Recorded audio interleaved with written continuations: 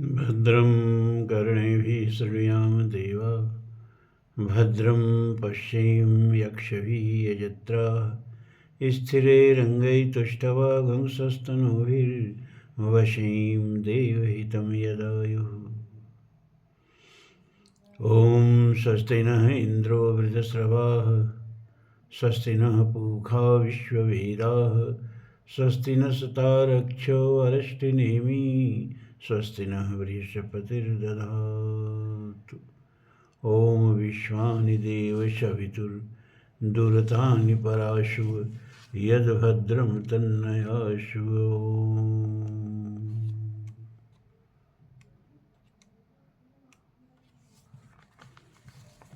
ॐ वांग में मनस प्रतिष्ठिता मनो में वाज प्रतिष्ठितम् आविर्वाविर्मयेधि वेदस्य मह आडिस्थः श्रुतय मे मा प्रहासी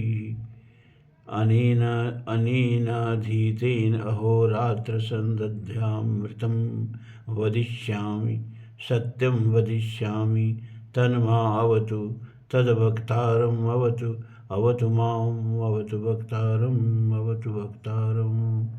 ओम शांति शांति शांति। ओम धर्म प्राण सत्संग प्रेमी सज्जन,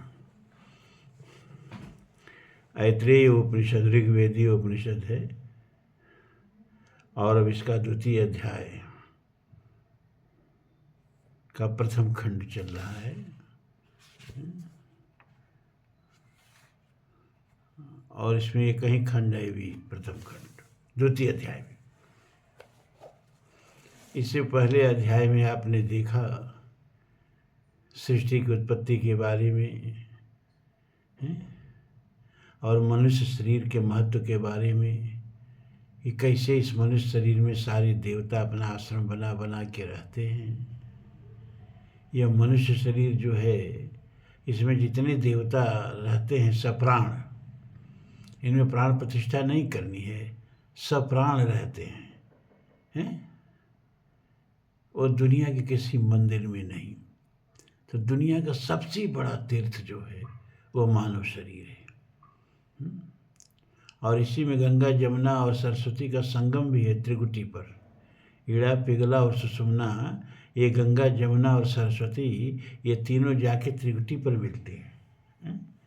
तो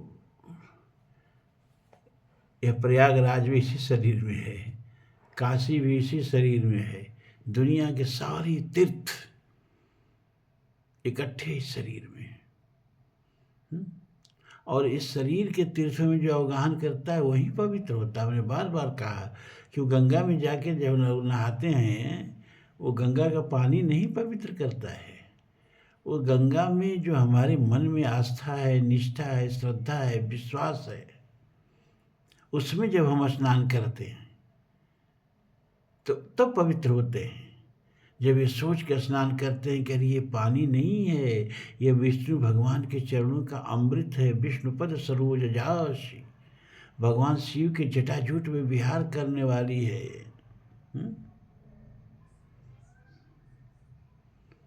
ब्रह्मा के कमंडलों में रही है, विष्णुपद सरोज जास ईश तीस पर विभास त्रिपत गास पुण्य रास पाप चालिका। राम गंगा को देखते तो पानी नहीं दिखाई देता है, कहीं कहीं कोटिक कथा प्रसंगा राम विलोक ही गंग तरंगा। तो चाहे हम गंगा में नहाएं, चाहे संगम में जाके नहाएं, चाहे मंदिरों में दर्शन करने जाएं, चाहे कहीं तीर्थ में जाएं, वो बाहर का तीर्थ हमें नहीं पवित्र करता। इस बात को तुम गांठ बांध लीजिए।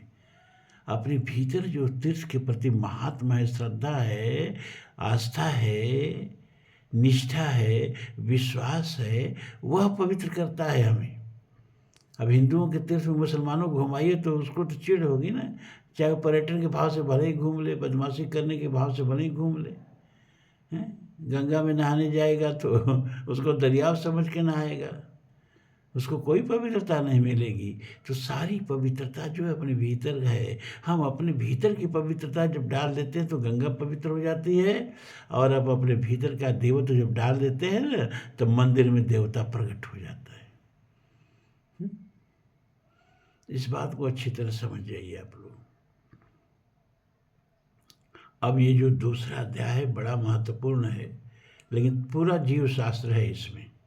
थोड़ा आपको तो समझेंगे कि अरे भाई इस तरह का भी उपनिषद होता है क्या लेकिन इसमें बहुत बड़ी बात कही गई है, क्या कहा जा रहा है कि पुरुषे व अयमादितो गर्भो भवति यतेदत्तेदस्तेतद् सर्वेभ्यो अंगेभ्यस्तेजः सम्भूतमात्मन्येवात्मानं बिभर्ति तद्यथा स्त्रियां सिञ्चत्यथेन जनयन्ति तदस्य प्रथमं जन्म। अयम माने यह संसारी जीव निश्चय पूर्वक पहले पहल पुरुष के शरीर में ही गर्भ में वीर्य रूप से गर्भ बनता है। पहला गर्भ हमारा माँ का गोद नहीं है। पहला गर्भ जो है हमारा वह पिता का शरीर है। पिता के शरीर में शुक्राणु के रूप में सबसे पहले हम आते हैं। तो सबसे पहले हम गर्भ में कहाँ, किसके गर्भ में आते हैं? पिता के गर्भ में आते हैं।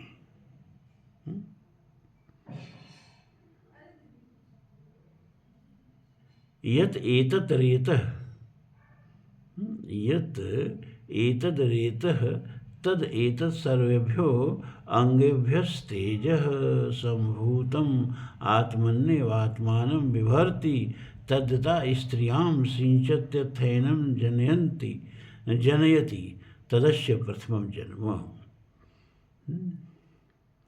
पिता के गर्भ में कैसे आते हैं? पिता के शरीर में गर्भ में कैसे आते हैं?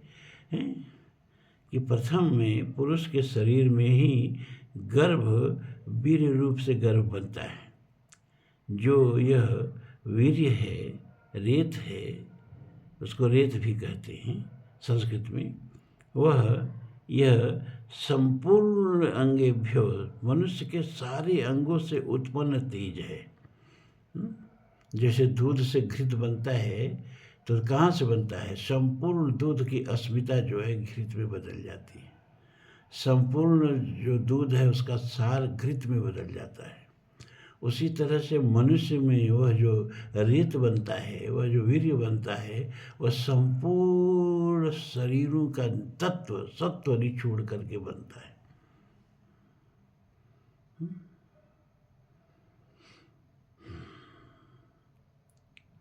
यह पुरुष पहले तो अपने ही स्वरूपभूत इस वीर्यमय तेज को अपने शरीर में ही धारण करता है। अपने इस मनुष्य का तेज है, वह जो वीर्य है, वह जो रेत है, वह मनुष्य का तेज है। और पहले मनुष्य उसको अपने ही शरीर में धारण करता है। और जब उसको स्त्रियों में सिंचित करता है तब इसको गर्भ रूप से उत्पन्न करता है। वह इसका प्रथम पहला जन्म है। तो सबसे पहले जीव कहाँ आता है? पिता में आता है। पिता के शुक्र में, पिता के तेज में, पिता के रेतस में, पिता के वीर्य में शुक्र के रूप में आता है। और जब वह पुरुष संतानोत्पत्ति के लिए उसे माता की गोद में सिंचित करता है तो पिता के गोद से वह निकल करके माँ के गोद में आता है। तो वह ये हर व्यक्ति का, हर जीव का पहला जन्म है। तो पहला जन्म वो नहीं जो माँ हमें पैदा करती है, प्रसव करती है ना। पहला जन्म ये है जब हम माँ के गर्भ में पिता से के शुक्र से निकल के आते हैं। तो यह पहला जन्म है, यही इसमें समझाया जा रहा है। तस्त्रिया आत्मभूतम गच्छति यथा स्वमंगम तथा तस्मादेनाम न हिनस्ति सस्यैत्वात्मानम् आत्मात्मात्मानं तत्र गतं भावयति। तत्माने वह गर्भ स्त्रियों के आत्मभूतम, आत्मभाव को प्राप्त हो जाता है। वह गर्भ जो है वह स्त्रियों के आत्मभूत को कैसे प्राप्त हो जाता है? जैसे वह जीव पहले पिता के अंदर था, तो पिता के सारभूत जो पूरे शरीर की जो सत्व है, सार है, तेज है, उसमें वह रहा। पिता उसका पोषण करता रहा। फिर उसको जब माता के गोद में सिंचित किया तो माता के गोद में वो माता के शरीर का अंग बन गया। तो जैसे माता के शरीर के हर अंग हैं और माता को सुख देते हैं, दुख नहीं देते हैं, उसी तरह माँ के पेट में पलने वाला उतना बड़ा बच्चा, एक छोटा सा कांटा भी शरीर में चुभ जाए तो पीड़ा देता है, लेकिन उतना बड़ा बच्चा माँ को कोई पीड़ा नहीं देता है। क्यों? क्योंकि वह माता का आत्मा का अंग बन जाता है, माता के शरीर का अंग बन जाता है? जैसे उसके हाथ पांव स्तन आदि अंग हैं, वैसे वह पेट का बच्चा भी माता का अंग बन जाता है, माता के शरीर का विजातीय नहीं होता है, इसलिए वो माता को दर्द नहीं देता है।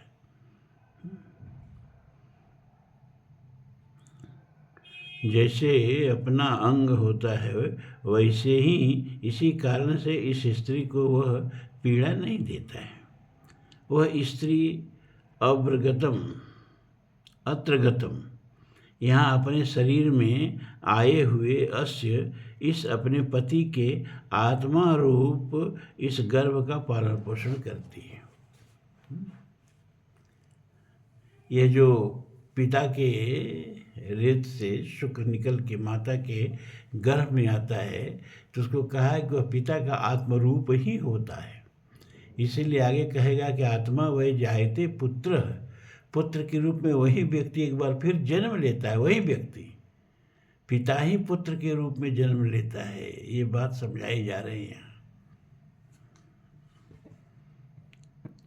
सा भावयत्री भावेतव्यता भवति तम स्त्री गर्भ विभर्ति सो अग्रह एव कुमारम जन्मनो अग्रे अधिभावयति स यत् कुमारम जन्मनो अग्रे अधिभावयत्यात्मानमेव तद्भावयत्तेषां लोकानां संतत्या एवं संतता ही में लोकास्तदश्च द्वितीयं जन्म। देखिए, बहुत महत्वपूर्ण बात है, ये बताई जा रही है कि वह उस गर्भ का पालन पोषण करने वाली स्त्री पालन पोषण करने योग्य होती है। उस गर्भ को प्रसव के पहले तक स्त्री धारण करती है। पहले तो कैसे जन्म होता है कि पहले तो हम पिता के शरीर में आते हैं और पिता हमारा धारण करता है, अपने शरीर का सारा सत्व निचोड़ करके रेत के रूप में हमारा पोषण करता है। फिर जब वो माता के गर्भ में सिंचित करता है तो माता हमारा पालन पोषण 10 महीने तक करती है। और फिर जन्म लेने के बाद उसका पिता पहले ही उस कुमार को जात कर्म आदि संस्कारों द्वारा अभ्युदयशील बनाता है तथा उसकी उन्नति करता है। और उसके बाद जब माता के गर्भ से वो बच्चा जन्म लेता है तो पिता जो है उसका जात कर्म संस्कार करता है। भगवान राम का जात कर्म संस्कार हुआ ना, नांदी मुख श्राद्ध कर जात कर्म विधि कीन। तो जात कर्म संस्कार नालो छेदन से पहले होता था। तो पहले अस्पतालों में बच्चा थोड़े पैदा होते थे, पहले घर में ही प्रसूतिका गृह में जो धाई थी बच्चा पैदा कराती थी, है ना। और जब बच्चा पैदा होता था तो नालो छेदन से पहले सूतक नहीं लगता था। तो नालो छेदन से पहले पुरोहित और पंडित ये पिता वो प्रसूतिका गृह में प्रवेश करते थे और पहले नांदी मुख श्राद्ध कर्म करते थे। वो प्रसूतिका गृह में पूरब के तरफ पूर्वाभिमुख करके पुष्प बिछा करके और उस पर पितरों को पिंड दान करते थे। और पितर जो है नाद की तरह मुँह बाबा के उस पिंड को स्वीकार करते थे, क्योंकि हमारी संतति श्रृंखला जो है आगे बढ़ रही है, इसीलिए उसको नांदी मुख श्राद्ध संस्कार कहा गया है। और तब इसके बाद वो एक पात्र में मधु लेकर के और एक सलाका लेकर के, अगर सोने का पात्र हो, सोने की सलाका हो तो क्या बात है, और नहीं तो कुछ भी हो, एक सलाका मतलब सीख हो, उसे वो पुत्र की जिह्वा पर ओम लिखा जाता है। चाहे राम लिखा जाता है। और तब इसके बाद नालो छेदन होता है, और जब नालो छेदन होता है तब सूतक लग जाता है। ओम जात कर्म संस्कार का मतलब यही होता है कि एक तो मधु से किया जाता है कि जिंदगी भर तुम्हारी इस जीवा से मधु झरती रहे, मीठी वाणी झरती रहे।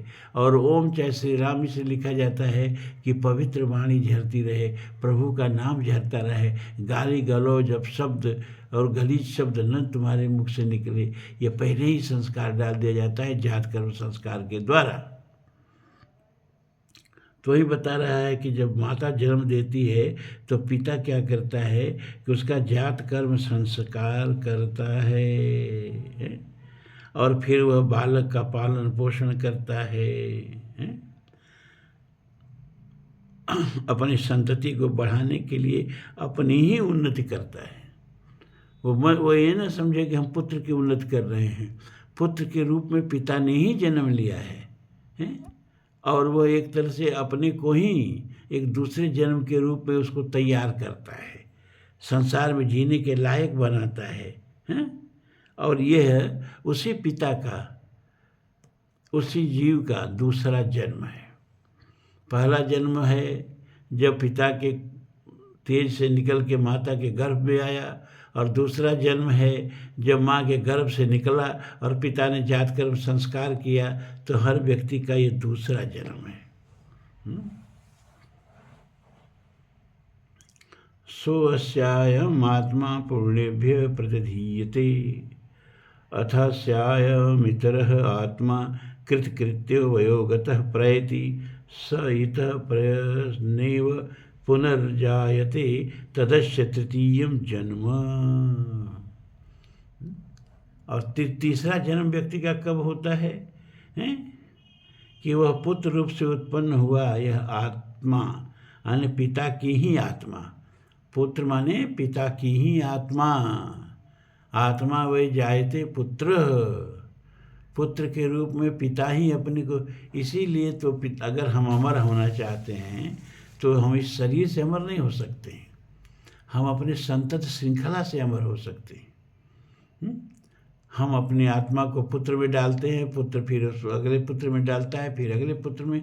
इस तरह संतति के द्वारा व्यक्ति अमरत्व को प्राप्त करता है। आज से हजारों हजार वर्ष पहले के पूर्वज, और ये संतति श्रृंखला टूटने नहीं दिए तो हम इस दुनिया के रंगमंच पर आए हैं। तो हमसे हजारों हजार वर्ष के पहले का पूर्वज जो है हमारे रूप में आज जिंदा है। और हम अगर इस संतति श्रृंखला टूटने नहीं देंगे तो आज से हजारों वर्ष बाद अगर कोई टुन्नू मुन्नू आएगा, कोई देवदत्त आएगा, कोई बालक आएगा, तो उसके रूप में हम ही आएंगे। तो संतति श्रृंखला के रूप में व्यक्ति अपने को अमर करता है। ये बात यहाँ समझाई जा रही है। पुत्र पिता का ही आत्मा है, आत्मा वही जायते पुत्र हो। इसलिए पुत्र रूप में उत्पन्न हुआ यह आत्मा, उस पुत्र को पिता का आत्मा कह रहा है। इस पिता के द्वारा आदरणीय शुभ कर्मों के लिए उसका प्रतिनिधि बना दिया जाता है। पुत्र क्या है? पिता का प्रतिनिधि बन के संसार में जीता है। जब राम और सीता स्वयंवर में आते हैं, विवाह मंडप में जब आते हैं, तो सारे लोगों के मुख से एक बात फूटती है, क्या? कि दशरथ सुकृत राम धर देहि, जनक सुकृत मूर्ति वै देहि।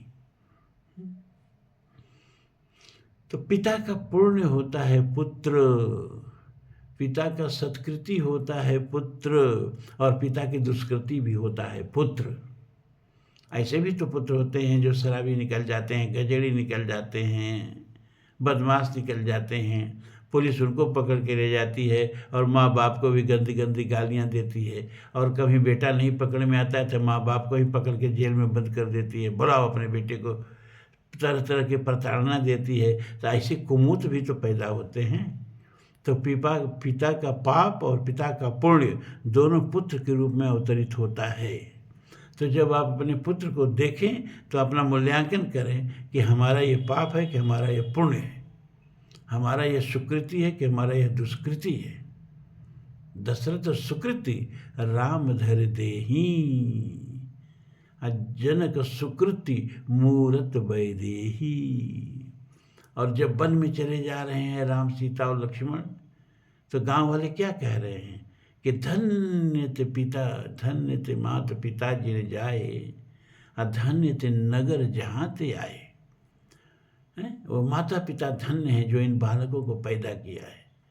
तो बालकों के सत्कर्म से पिता को धन्यवाद दिया जाता है और बालकों के दुष्कर्म से पिता को गालियां दी जाती हैं। तो आपका पुत्र आपकी ही प्रतिछाया है, आपका ही चरित्र है। इसे सुनो, आपका ही चरित्र मूर्त रूप होकर आपके पुत्र के रूप में खड़ा है आपके सामने, और वो जैसा है वैसा आपका चरित्र है। बहुत से लोगों के बच्चे गजेड़ी, नशेड़ी, बदमाश, उदंड, तो ये मत समझे कि बच्चे का दोष है। कहीं न कहीं आप ही इस रूप में ढल गए हो। वो बुराई आपके अंदर वहाँ वृक्ष बन गई है। अपने अंदर वो बुराई देखो, क्यों हमारा बच्चा धूम्रपान करता है, क्यों हमारा बच्चा जो है वो नशा लेता है, क्यों हमारा बच्चा जो है बुरे रास्ते पर चला गया है, क्यों? वो आपकी ही प्रतिछाया है भैया, आप ही उस रूप में हो। अपने अंदर वो बुराई देखो जो बच्चे के रूप में वृक्ष बन के सामने प्रकट हो गई है, और तुम्हारा ही कर्म तुमको दुख दे रहा है। तो वह यह आत्मा यानी पिता ही पुत्र के रूप में शुभ कर्मों के लिए पुत्र उसका प्रतिनिधि बना दिया जाता है। उसके अनंतर इस पुत्र का यह पिता दूसरा आत्मा अपना कर्तव्य पूरा करके आयु पूरी होने पर मरकर चला जाता है, अपना प्रतिनिधि छोड़ जाता है। हर आयु पूरी हो गई तो पिता तो चला जाएगा। भगवान ने करे किसी पिता के आगे उसका पुत्र जाए, तो पिता तो आयु पूरी करके चला गया, लेकिन पुत्र के रूप में वो जिंदा है। वो उसका पुत्र उसका प्रतिनिधि बन करके जिंदा है। तो शरीर तो चला गया, लेकिन आत्मा के रूप में पुत्र जो है वह संसार में उसका प्रतिनिधि बनकर जी रहा है। पुत्र को देख लो और समझ जाओ पिता कैसा रहा होगा।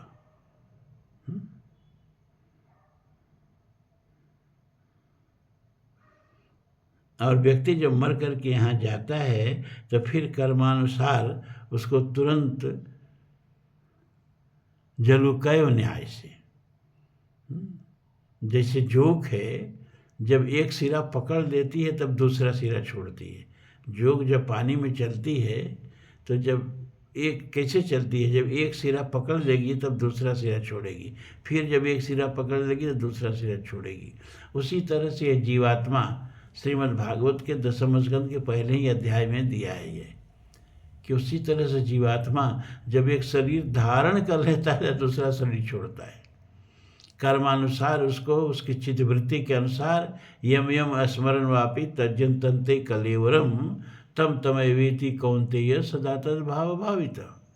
मरते समय जन्म भर के संस्कारों में जो संस्कार सबसे प्रबल होते हैं, जैसी चित्तवृत्ति मरते समय होती है वैसा ही शरीर प्रकृति उसको दे देती है। तो एक शरीर, भागवत कहता है 10वें स्कंद का पहला ही अध्याय देखना, कि मनुष्य जब जैसा शरीर ग्रहण कर लेता है तो दूसरा शरीर छोड़ता है। तो यह जो है आदमी का तीसरा जन्म होता है। तो 3 जन्म का वर्णन किया। पहला जन्म कब? जब माता के गर्भ में हम पिता के तेज से आते हैं और भ्रूण बनता है, यह पहला जन्म है। और माता के गर्भ से जब हम पैदा होते हैं यह दूसरा जन्म है। और मर करके जब हम दूसरा जन्म ग्रहण करते हैं तो ये हमारा तीसरा जन्म है। और उधर तो हम तीसरा जन्म ग्रहण कर लिए, लेकिन इधर इस संसार में अपने पुत्र के रूप में जीवित भी हैं। आत्मा वे जायते पुत्र, अपने पुत्र में अपना ही प्रतिबिंब देखो, अपने पुत्र में अपना ही जीवन देखो, अपने पुत्र को अपना जीवन प्रतिनिधि समझो। और इसको इस लायक बनाओ कि वह आपका प्रतिनिधित्व कर सके, और जो उसको देखें तो ये कह सकें कि धन्य थे माता पिताजी ने जाए।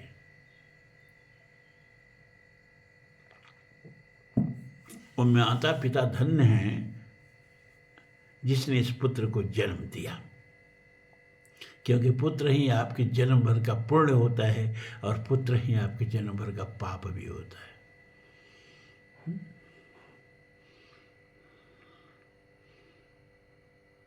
अब 5वां मंत्र है, गर्भेनु सन्नन्वेषां वेदमहं देवानां जन्मानि विश्वा शतं मा पुरः आयसिररक्षन्नथ शेनो जवसा निर्दीयमिति गर्भ एवैतच्छयानो वामदेव एवं उवाच।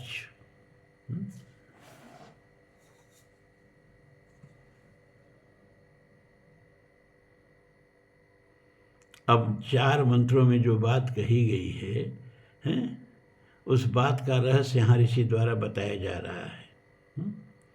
वही बात ऋषि द्वारा कही गई है। नु माने ओहो, अहम माने मैंने गर्भ में रहते हुए ही इन देवताओं के बहुत से जन्मों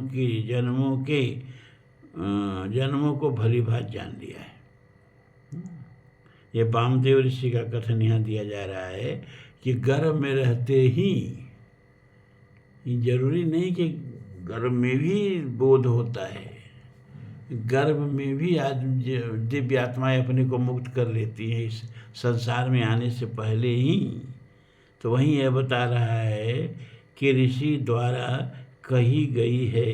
क्या बात कही गई है कि मैंने गर्भ में रहते हुए ही इन देवताओं के बहुत से जन्मों को भली भांति जान लिया। तत्व ज्ञान होने से पूर्व मुझे सैकड़ों लोहों के समान कठोर शरीरों ने अवरुद्ध कर रखा था।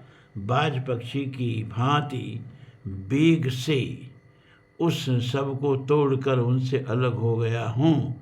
गर्भ में ही सोए हुए वामदेव ऋषि ने उक्त प्रकार से यह बात कही।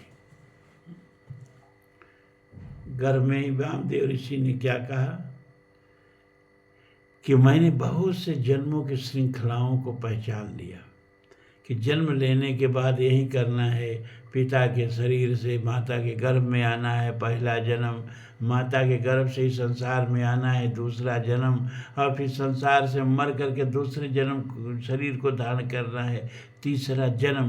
तो पुनरपि मननम पुनरपि जन्मम पुनरपि मरणम पुनरपि जन्मम पुनरपि जननी जठरे शयनम। बार बार मरना, बार बार जन्मना और बार बार माता के गर्भ में सोना है। जन्म तो मर्द दुसह दुख होई, बार बार यह दुख और कष्ट सहना। इस सारी चीज़ों को मैंने गर्भ में ही देख लिया और गर्भ में ही हमने जन्म न लेने का निर्णय कर लिया और अनेकों जन्म की श्रृंखलाओं को तोड़ करके, जैसे बाज पक्षी सारे बंधनों को तोड़ करके स्वतंत्र होकर उड़ जाता है, वैसे ही हमारी आत्मा अनेक जन्मों के प्रारब्ध को नष्ट करके और जन्मों के श्रृंखला से अपने को मुक्त कर चुकी है। ये बात यहाँ कही गई है।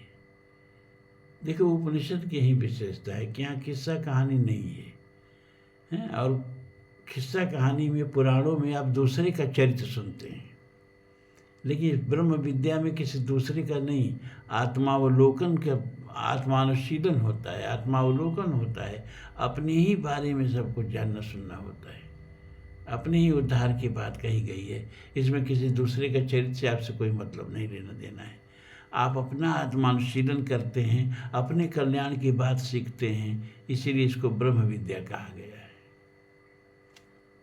शुरू में थोड़ा कठिन पड़ती है, लेकिन सुनते सुनते, करत करत अभ्यास से जड़मत होत सुजान, सुनते सुनते धीरे धीरे आपको आदत पड़ जाएगी इस तरह की बात सुनने की, और तब आपको कथा वार्ता नहीं अच्छा लगेगा। तब आप यही सोचेंगे कि अरे वही बढ़िया है।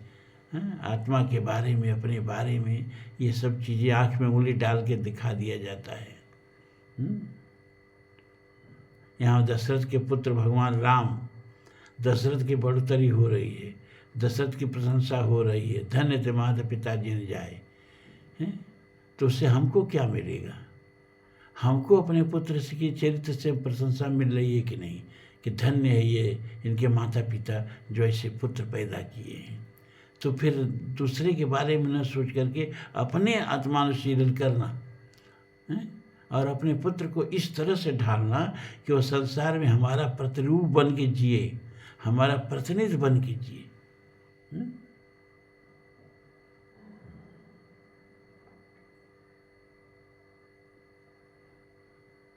जैसे देखिए, वो अभी हमारे मुख्य न्यायाधीश थे ना, चंद्रचूड़, उनके पिता भी मुख्य न्यायाधीश थे बहुत लंबे समय तक, हैं? वो भी मुख्य न्यायाधीश थे भारत के, चीफ जस्टिस ऑफ इंडिया। और उनके बेटा भी बना चीफ जस्टिस ऑफ इंडिया, और उनका बेटा भी बहुत बढ़िया सुप्रीम कोर्ट में वकील है। और जिस तरह से यहाँ कॉलेजियल सिस्टम न्यायपालिका में चल रही है, हो सकता है कि उसका बेटा भी कभी जज बन जाए सुप्रीम कोर्ट का। पिता का एक कर्तव्य होता है, पिता डॉक्टर है तो चाहेगा कि हमारा बेटा भी डॉक्टर हो, पिता इंजीनियर है तो चाहेगा हमारा बेटा भी इंजीनियर हो, पिता अगर राजनेता है तो चाहता है कि हमारा बेटा भी राजनेता हो। ये झूठे लोग वंशवाद का और परिवारवाद का आरोप लगाते हैं। हर प्रधानमंत्री क्यों नहीं चाहेगा कि हमारा बेटा भी प्रधानमंत्री हो? हर पिता अपने पुत्र को अपना प्रतिनिधि बनाना चाहता है, अपने जैसा ही बनाना चाहता है। तो अगर किसी को बनाने में सफलता मिल जाती है तो उसकी आलोचना नहीं करनी चाहिए। आप अपनी नालायकियत देखिए कि आप अपने को अपना बेटा, अपने जैसा अपने बेटा को नहीं बना सके।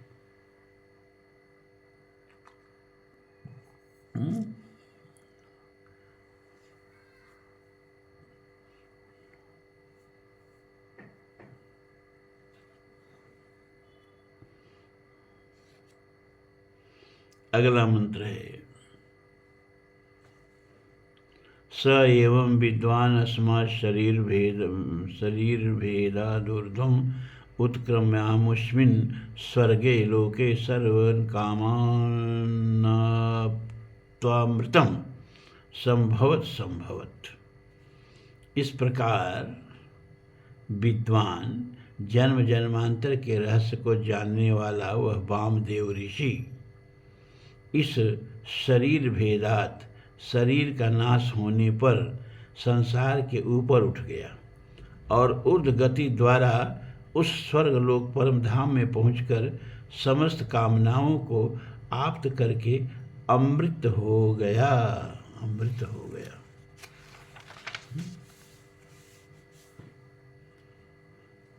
ये वामदेव का एक उदाहरण दे रहा है? लेकिन यहाँ ब्रह्म विद्या में कोई थर्ड पर्सन नहीं होता है। आप वामदेव को आत्मदेव समझिए, अपने बारे में समझिए।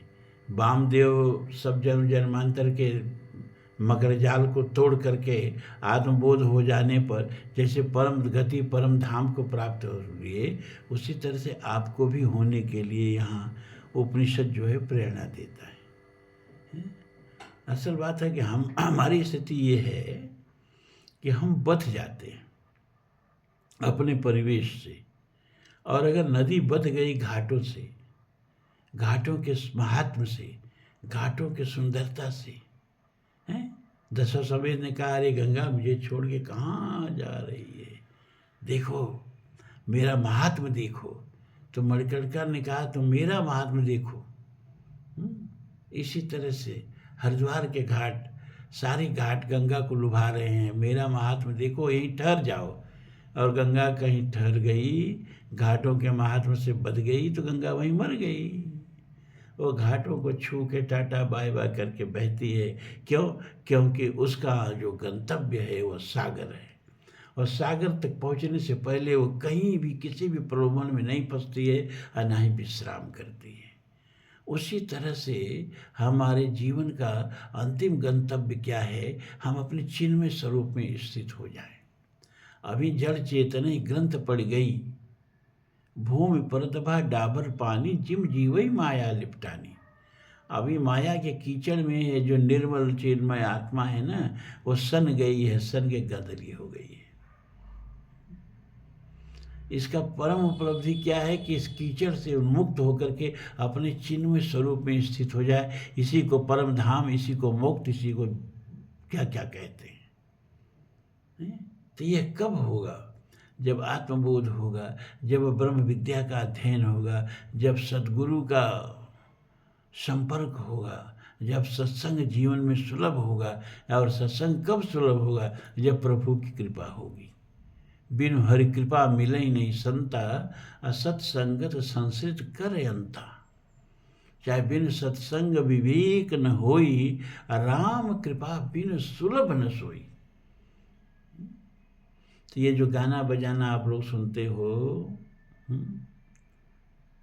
अब जो ये बागेश्वर बाबा हैं, हनुमत कथा करते हैं घूम घूम के, 5-5 दिन का, 5-5 दिन का।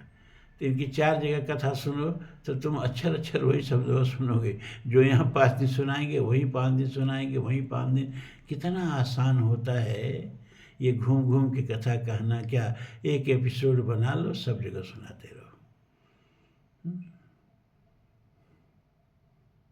इसी तरह से सारे व्यास लोगों की यही कहावत है। कौन जोखिम लेता है किसी को ब्रह्म विद्या सुनाने का? सुनाओ न समझ में आवे। पहले दिक्कत ये है कि समझ में ही नहीं आएगा। समझी नहीं तस बालपन पुण्यमय रहु अचेत, तदप कही गुर बारहि बारा, समझ पूरी कछु मति अनुसारा। इतना आसान नहीं है। लेकिन जीवन का उद्देश्य होना है कि भूमि पर तभा ढाबर पानी, जैसे बरसात का जल कितना वाष्पीकृत निर्मल होता है, एकदम डिस्टिल्ड वाटर की तरह, लेकिन जमीन पर पड़ते ही धूल में मिलके गंदा हो जाता है। उसी तरह से यह निर्मल चेतन नवल सह सुखराशि स्वरूप जीव माया में लिपटा करके गंदला हो गया, अपना स्वरूप विस्मृत कर गया है। जड़ चेतना ही ग्रंथ पर गई, अजत विमृषा छूटत कठिनाई। ये गांठ कैसे छूटती है? जब बहुकाल करिए सत्संगा। और प्रभु की असीम कृपा है कि इस घोर कलकाल में भी और इस नीरस निषट सत्संग में भी, जहाँ शुद्ध ब्रह्म विद्या की बातें बताई जा रही है। अब इधर आप लोगों के लिए हम महाभारत शुरू कर दिए हैं, और अब तो हम सोचेंगे वर्ड बाय वर्ड आपको महाभारत सुनाएंगे। एक दिन महाभारत, एक दिन ब्रह्म विद्या। और जब महाभारत खत्म हो जाएगा तो आप लोगों के ऊपर छोड़ देंगे, जो पुराण कहो उस पुराण को सुना देंगे, श्रीमद् भागवत को छोड़ के। क्योंकि इसका अक्षर अक्षर आप जानते हो, और पीसे हुए को क्या पीसना जी, जाने हुए को क्या जानना। वही कथा बार बार, वही कथा बार बार बकवास। कुछ नया सुनो, नया जानो। 18 पुराण लिखे गए, एक एक पुराण गाने के लिए थोड़े लिखा गया है। रामचरितमानस अब क्यों नहीं शुरू करते कि उसका अक्षर अक्षर आप जानते हो, हर कथा जानते हो। उसी कथा को 9 दिन में तो ख़त्म किया जा सकता है। अब उसी कथा को जीवन भर आपके सामने कैसे गाया जा सकता है? ये ब्रह्म विद्या ही है जो जीवन भर साथ साथ चलेगी। आज इतना ही। ओम पूर्णमदः पूर्णमिदं पूर्णात् पूर्णमुदच्यते पूर्णस्य पूर्णमादाय पूर्णमेवावशिष्यते। सर्वे भवन्तु सुखिनः, सर्वे सन्तु निरामयाः, सर्वे भद्राणि पश्यन्तु मा कश्चित् दुःखभाग् भवेत्। अस्तु मा सद्गमय, तमसो मा ज्योतिर्गमय, मृत्योर्मा अमृतं गमय। ओम शांति शांति शांति ओम।